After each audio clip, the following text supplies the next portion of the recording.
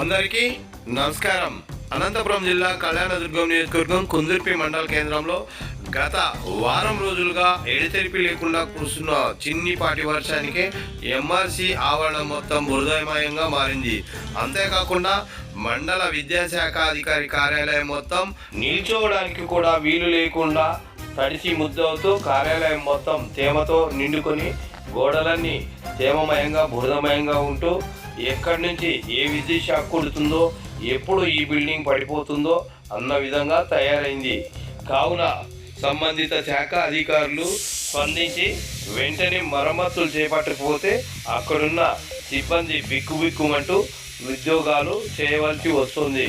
కావున సంబంధిత శాఖ అధికారులు వెంటనే స్పందించి మండల విద్యాశాఖ అధికారి కార్యాలయాన్ని మరమ్మతులు చేసి రక్షించవలసిందిగా మండల ప్రజలు కోరుతున్నారు. అందరికీ నమస్కారం. సర్వే జనో సుఖినో భవంతు.